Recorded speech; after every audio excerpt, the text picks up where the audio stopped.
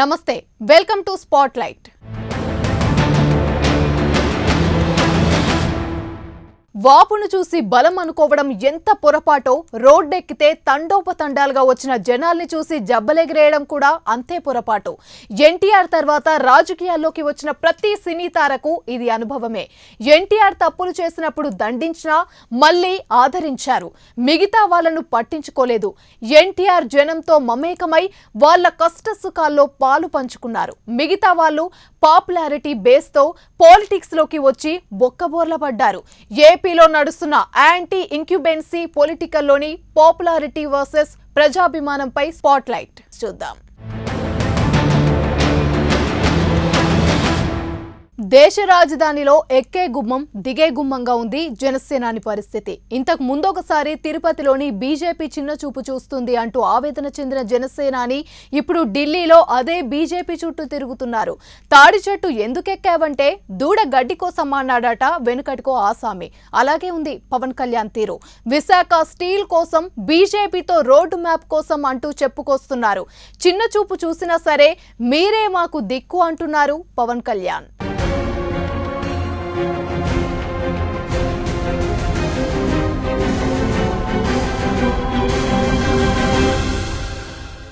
పవన్ అంటే power star, megastar అన్నను మించిన పాపులారిటీ గల సూపర్ పవర్।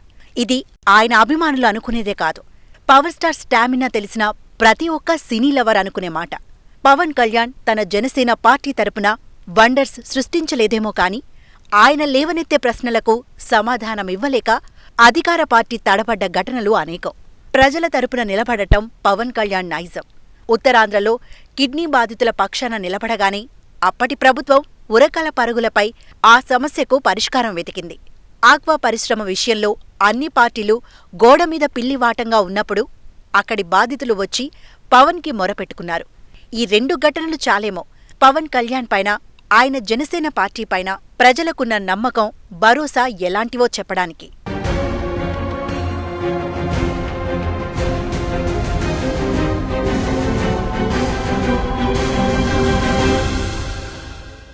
జనం తనపై పెట్టుకున్న నమ్మకాన్ని పవన్ కళ్యాణ్ అనుకూలంగా మలుచుకోవడంలో ఫెయిల్ అయ్యారన్నది అందరూ ఒప్పుకునే మాట।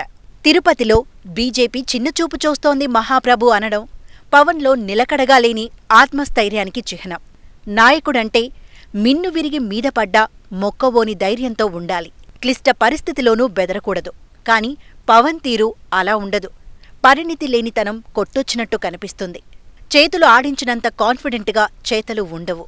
ఈ మధ్య ఎక్కడో పాలిటిక్స్ అంటే తిట్లు దాడులు కావు, మేము సంస్కారవంతమైన రాజకీయాలు కోరుకుంటున్నాం అన్నారు పవన్। రోమ్లో ఉన్నప్పుడు రోమన్లా ఉండాలంటారు, రాజకీయాల్లోకి వచ్చాక యోగిలా ఉంటానంటే ఎవరూ ఒప్పుకోరు। మాటల్లో బేలతనం, వ్యూహరచనలో మందకొడితనం పవన్ కళ్యాణ్కున్న మైనస్ పాయింట్లు అంటారు। ఇవన్నీ జనసైనికుల్లో సెల్ఫ్ పిటీకి దారితీస్తాయని అంటారు।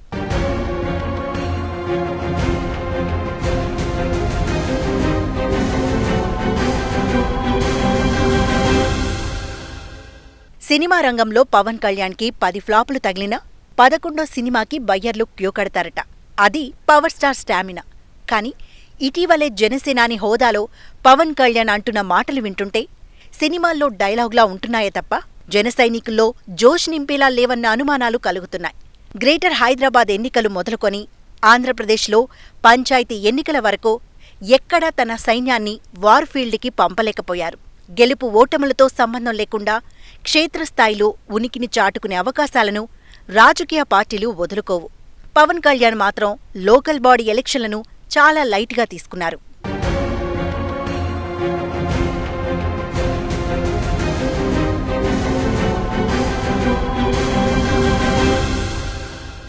నాయకుడు స్థిరంగా స్టబ్బాన్గా ఉంటే కింది స్థాయి కార్యకర్తలో పుట్టే ఉత్సాహం అంతా ఇంతా కాదు।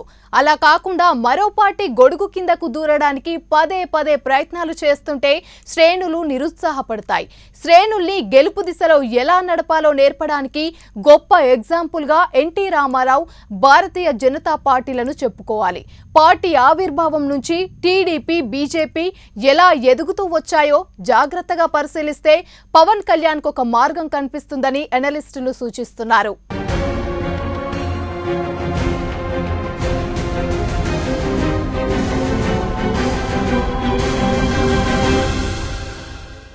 ఎన్టీ రామారావు తెలుగుదేశం పార్టీని పెట్టినప్పుడు ప్రతి ఒక్కరూ చులకనగా చూశారు. కనీసం పేపరైనా చదవనివాడు పార్టీ పెట్టి ఏం చేస్తాడని కామెంట్లు చేశారు. సిపిఐ, సిపిఎంలతో పొత్తు కోసం రామారావు ప్రయత్నిస్తే చెరి 50 సీట్లు అడిగారు. 1983లో అసెంబ్లీ ఎన్నికలకు వెళ్లే నాటికి తెలుగుదేశం పార్టీకి కనీసం గుర్తింపు లేదు. అయినా సరే మొండిగా రామారావు ముందుకెళ్లారు. మేనకా గాంధీకి చెందిన సంజయ్ విచార్ మంచ్కి 5 సీట్లిచ్చి మిగతా అన్ని సీట్లలోనూ టీడీపీ క్యాండిడేట్లను నిలబెట్టారు ఎన్టీఆర్. ఆనాటి అసెంబ్లీ ఎన్నికల్లో టీడీపీ తరపున అధికారికంగా నెగ్గిన ఏకైక ఎమ్మెల్యే తెంటు జయప్రకాష్. విజయనగరం జిల్లా తెల్లాం నియోజకవర్గం నుంచి జయప్రకాష్ గెలిచారు. ఆఖరికి గుడివాడ నుంచి మొదటిసారి నెగ్గి సీఎంగా ప్రమాణం చేసిన ఎన్టీ రామారావు సైతం ఇండిపెండెంటుగానే ఎన్నికల సంఘం రికార్డుల్లో నమోదయ్యారు.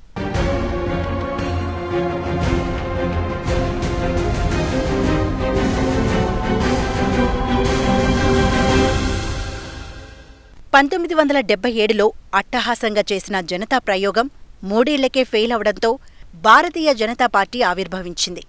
1984లో ఇందిరాగాంధీ హత్య తర్వాత జరిగిన లోక్సభ ఎన్నికల్లోనే బీజేపీ మొదటిసారిగా బరిలో దిగింది.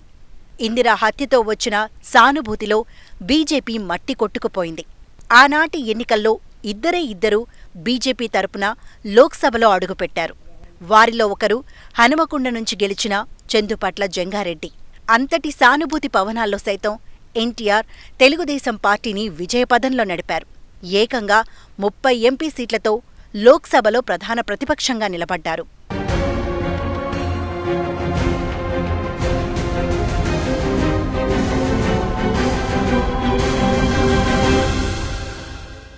ఈ 2 ఉదాహరణలు ఎందుకు చెప్పుకుంటున్నామంటే పాలిటిక్స్ అనేవి కేక్ వాక్ కాదని చెప్పడానికే. పార్టీ స్థాపించిన 9 నెలలకే అధికారాన్ని చేపట్టిన ఘనుడు ఎన్టీ రామారావు అయితే కేవలం 2 సీట్లతో లోక్సభలో అడుగుపెట్టిన బీజేపీ ఈ రోజున 300 పైచిలుకు ఎంపీలతో సెంట్రల్లో చక్రం తిప్పుతోంది. సినీ రంగం నుంచి వచ్చిన ఒక వ్యక్తి తన పాపులారిటీయే పెట్టుబడిగా ప్రజల్లోకి దూసుకెళ్లి సక్సెస్ అయ్యారు. హిందుత్వాన్నే సింగిల్ ఎజెండాగా తీసుకున్న party slow and steady wins the race అనే పద్ధతిలో జనంలోకి చొచ్చుకెళ్లి విజయం సాధించింది. ఈ 2 పవన్ కళ్యాణ్కి సజీవ ఉదాహరణలే. రాజకీయ పార్టీని నడపాలంటే కావలసిన ఓపిక, విధానం, వ్యూహం, పోరాట పటిమ, శ్రేణుల్లో ఉత్సాహం నింపగల ఉపన్యాసం వంటి మసాలాలన్నీ సమకూర్చుకోగలగాలి.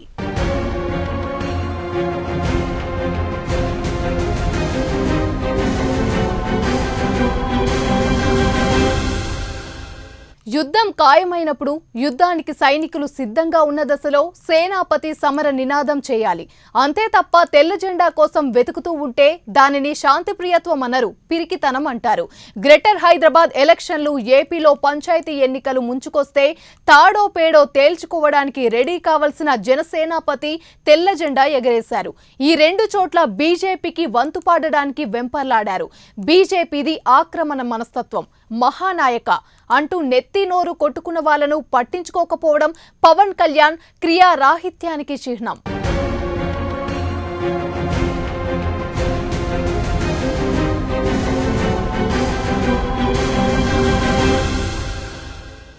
బీజేపీ ఏకకాలంలో 2 శత్రువులతో పోరాడిందన్నది చరిత్ర చెబుతున్న వాస్తవం. పెద్ద శత్రువును కూలదోయడానికి ముందుగా చిన్న వాళ్లందరినీ కలుపుకుంటూ ముందుకెడుతుంది. ఆ తర్వాత తన వెంట తిరిగిన వాళ్లందరినీ పక్కకు నెట్టేస్తోంది. మహారాష్ట్రలో శివసేన కావచ్చు, వెస్ట్ బెంగాల్లో తృణమూల్ కాంగ్రెస్ కావచ్చు, రాష్ట్రం ఏదైనా గాని బీజేపీ స్ట్రాటజీ మాత్రం ఇదే. అదే పాలసీతో జనసేనను గ్రేటర్ హైదరాబాద్ ఎన్నికల్లో పోటీ చేయకుండా తన గొడుగు కిందకు తెచ్చేసుకుంది. జనసైనికుల సైలెంట్ సపోర్ట్తో గ్రేటర్ ఎన్నికల్లో double digit సాధించగలిగింది BJP.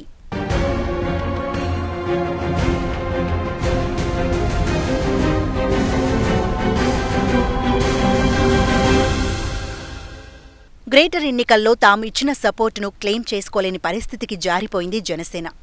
Prajarajyam party తరపున తెలంగాణలో పవన్ కళ్యాణ్ ప్రచారం సాగించారు.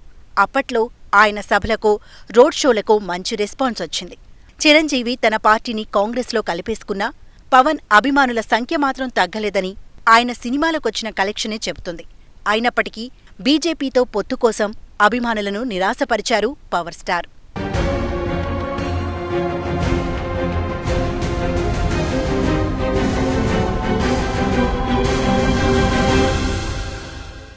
ప్రస్తుతం ఆంధ్రప్రదేశ్ రాష్ట్రంలో జరుగుతున్న పంచాయతీ ఎన్నికల్లోనూ పవన్ కళ్యాణ్ది అదే తంతు. రాష్ట్రమంతటా మారుమూలన సరైన మౌలిక సదుపాయాల్లేని గ్రామాల్లోనూ పల్లెల్లోనూ పంచాయతీ పోరు సాగుతోంది. ప్రశ్నించడానికే వచ్చానన్న పవన్ కళ్యాణ్కి ఇదొక సువర్ణ అవకాశం. దీనిని చేజేతులా జార విడుచుకుంటున్నారని ఆయనపై నమ్మకమున్న ప్రతి ఒక్కరూ అంటున్నారు. తొలి విడత ఫలితాల్లో జనసేన సత్తా చాటుకుంది. అందరికీ నా హృదయపూర్వక నమస్కారాలు. పంచాయతీ తొలి దశ ఎన్నికల్లో సమాచారం నాకు ఇప్పుడు అందుతూ ఉంది.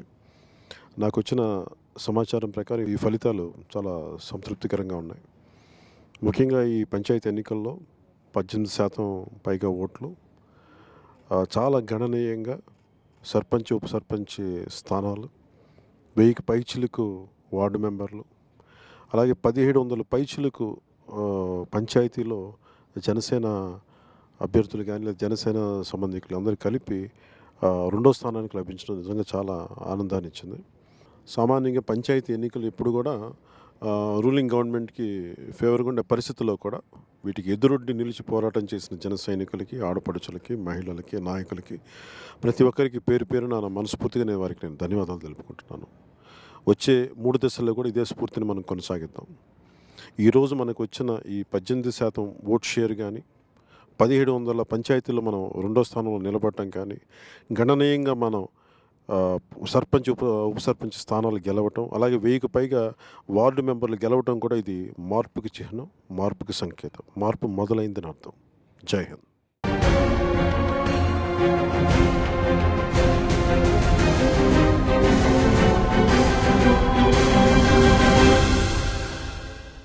ఈ ఒక్కటి చాలు పవన్ కళ్యాణ్ అటు అధికార పార్టీకి, ఇటు ప్రతిపక్షానికి గట్టి సవాల్ విసరడానికి. జనసేనను వైఎస్ఆర్సీపీ, టీడీపీలకు ఆల్టర్నేటివ్గా జనం ఎంచుకుంటున్నారని తొలి విడత ఫలితాలు రుజువు చేస్తున్నాయి. దాదాపు 250 గ్రామాల్లో తిరుగులేని ఆధిపత్యంతో జయభేరి మోగించిందని ఆ పార్టీ బల్లగుద్ది చెబుతోంది. వైసీపీ, టీడీపీలు అధికారం కోసం ప్రజల మనోభావాలను దెబ్బతీసే విధంగా రాజీపడి ఎన్నికల్లో పోటీ చేయడం చాలా దుర్మార్గం. వీరు గొప్పగా మేము గెలిచాం, మాకు ఇన్ని % ఓట్లు వచ్చి చెప్పుకునే అర్హత వీరికి లేదని చెప్పుకోవడం నేను చెప్తాను. జనసేన బలపరిచినటువంటి సర్పంచ్ అభ్యర్థులు సుమారుగా 250 మంది ఈ రాష్ట్రంలో ఇప్పటివరకు గెలిచున్నారు. పక్కాగా మేము లెక్కలు తెప్పిస్తూ ఉన్నాం. అందరిని పిలిచి ఈ యొక్క రాష్ట్రాన్ని కూడా పరిచయం చేస్తాం. మా పార్టీకి సంబంధించినటువంటి అభ్యర్థులు వీరే. మేము ఆ లెక్కలన్నీ కూడా తీస్తూ ఉన్నాం. అట్లానే 1200 నుంచి 1250 వరకు వార్డు మెంబర్లు కూడా గెలవడం జరిగింది మొదటి దశ ఎన్నికల్లో. అంటే మార్పు మొదలైంది రాష్ట్రంలో. ఇంతకుముందు ఉన్నటువంటి పార్టీ కానివ్వండి, ఇప్పుడు ఉన్నటువంటి పార్టీ కానివ్వండి, ప్రజల్ని ఎక్కడా కూడా ప్రజాభిప్రాయం మేరకు పరిపాలన కొనసాగించలేదనేది ప్రజలందరూ గ్రహిస్తూ ఉన్నారు. కాబట్టే వీళ్ళు జనసేన పార్టీకి సంబంధించినటువంటి అభ్యర్థుల్ని ఆదరించారు. రాబోయే ఎన్నికల్లో కూడా జనసేన పార్టీ ఇంకా బలంగా ముందుకెళ్ళుద్ది. మేమైతే ప్రజల కోసమే పనిచేస్తాం. ఎక్కడా రూపాయి ఖర్చు పెట్టలేదు. మేము మా అభ్యర్థులు కానివ్వండి, పార్టీకి సంబంధించినటువంటి కార్యకర్తలు కానివ్వండి స్వచ్ఛందంగా ముందుకెళ్ళారు. మేము ప్రజాసేవ కోసం వచ్చాం, ప్రజాసేవ చేస్తాం, కాబట్టి మమ్మల్ని గెలిపించండి అని వీరు కోరితే ప్రజలు నమ్మారు, గెలిపించారు.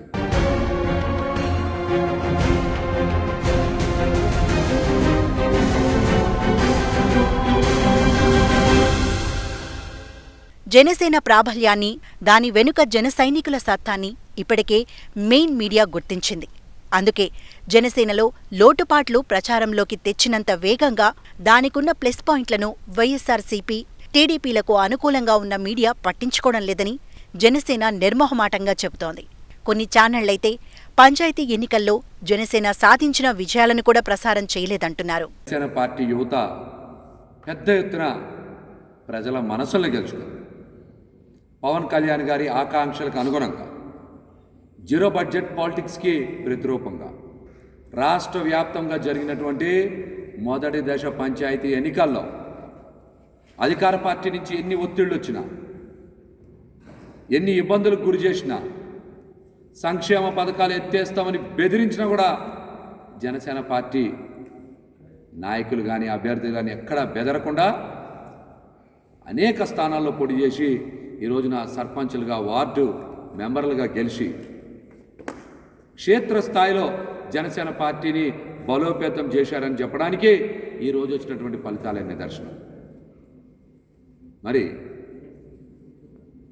ఇవాళ ప్రెస్ మీట్లు పెట్టినటువంటి అధికార ప్రతిపక్ష పార్టీలు ఒకరికి 75% ఓట్లు వచ్చినాయి అంటున్నారు, ఒకరికి 45% ఓట్లు వచ్చినాయని చెప్తా ఉన్నారు. ఎవరన్నా 100% లెక్కేస్తారు, వీళ్ళేమన్నా 200%, 300% ఓట్ల పర్సంటేజ్ని లెక్కేస్తారో కూడా, కొత్త పద్ధతిని ఏమైనా ప్రవేశపెట్టారో కూడా రాష్ట్ర ప్రజలకు సమాధానం చెప్పాలి.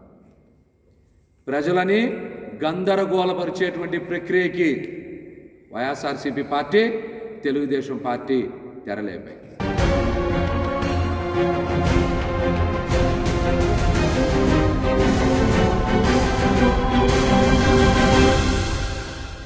తన పార్టీకి జనంలో పాజిటివ్ సంకేతాలు బలంగా కల్పిస్తున్నప్పటికీ ఏ పొలిటీషియన్ అయినా చూస్తూ ఊరుకోడు. సొంతంగా ఎదగడానికి ఎన్ని మార్గాలున్నాయో అన్ని వాడుకుంటూ బేస్ పెంచుకుంటూ ముందుకెళ్తాడు.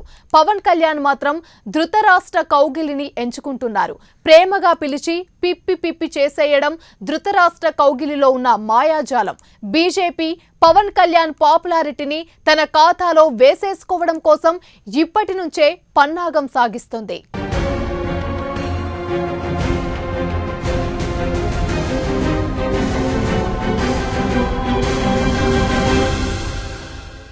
ఇప్పటికే గ్రేటర్ హైదరాబాద్ ఎన్నికల్లో జనసేనను సైలెంట్గా పక్కకు తప్పించేసింది బీజేపీ.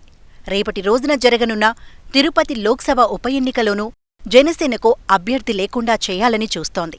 దీంతో బీజేపీ జనసేన మధ్య కొంత గ్యాప్ ఏర్పడిందని పవన్ కళ్యాణ్ చెబుతున్నారు. బీజేపీ ఢిల్లీ నాయకత్వం ఒకలా, రాష్ట్ర నాయకత్వం మరోలా వ్యవహరిస్తుందన్నది పవర్ స్టార్ ఉద్దేశం. అందుకే ఆయన పనిగట్టుకొని ఢిల్లీ యాత్రకు వెళ్లారు.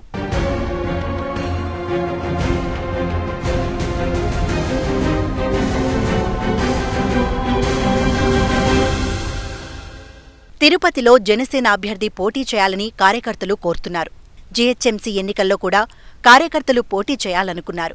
కానీ కేంద్ర మంత్రి కిషన్ రెడ్డి, బీజేపీ నేత లక్ష్మణ్ చేసిన మంత్రాంగంతో వెనక్కి తగ్గిపోయారు పవన్ కళ్యాణ్. ఇప్పుడు తిరుపతి ఉప ఎన్నికలో పోటీకి బీజేపీ ఒప్పుకుంటుందా అనేది సందేహమే. ఎందుకంటే గతంలో తిరుపతి రిజర్వ్డ్ స్థానం నుంచి బీజేపీ నెగ్గింది. తిరుపతి లోక్సభ స్థానంలో సుమారుగా 3 లక్షల ఓట్ల వరకు బీజేపీకి ఉన్నట్టు ఎన్నికల రికార్డులు చెబుతున్నాయి. దీని పరిధిలో నెల్లూరు జిల్లాలోని సర్వేపల్లి, గూడూరు, సూళ్లూరుపేట, వెంకటగిరి అసెంబ్లీ స్థానాలున్నాయి. చిత్తూరు జిల్లా పరిధిలో తిరుపతి, శ్రీకాళహస్తి, సత్యవేడు మాత్రమే ఉన్నాయి. ఈ 7 నియోజకవర్గాల్లోనూ గూడూరు, సూళ్లూరుపేట, సత్యవేడు షెడ్యూల్డ్ కులాలకు రిజర్వైన అసెంబ్లీ సీట్లు. తిరుపతి అసెంబ్లీ స్థానం కింద పవన్ కళ్యాణ్ సొంత సామాజిక వర్గమైన కాపుల సంఖ్య బలంగా ఉంది.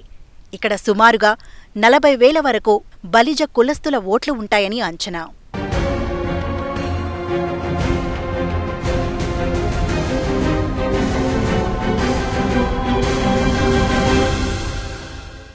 తిరుపతిలో ఇన్ని లెక్కలు చూపించి పవన్ కళ్యాణ్ని బీజేపీ బురిడి కొట్టించడం ఖాయమంటున్నారు పరిశీలకులు. స్వయంగా పవన్ పోటీ చేయడానికి కూడా వీల్లేని పరిస్థితి అక్కడ ఉంది.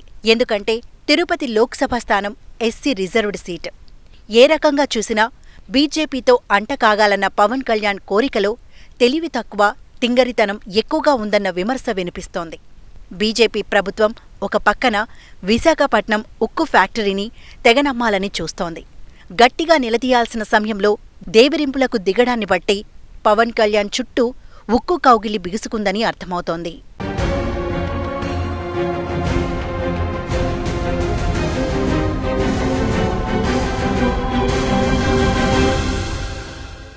స్టేజీల మీద ఊగిపోవడం తప్ప పవన్ కళ్యాణ్లో ఇంకా రాజకీయ పరిణితి రాలేదన్నది స్పష్టంగా తెలుస్తుంది.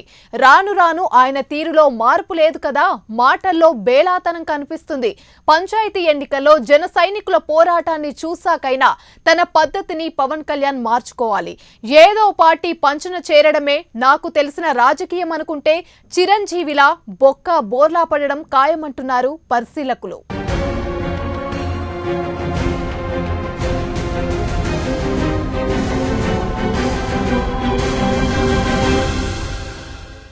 ఇది వాల్టీ స్పాట్లైట్. మరో అంశంతో మళ్ళీ కలుద్దాం. Until then keep watching Prime9 News.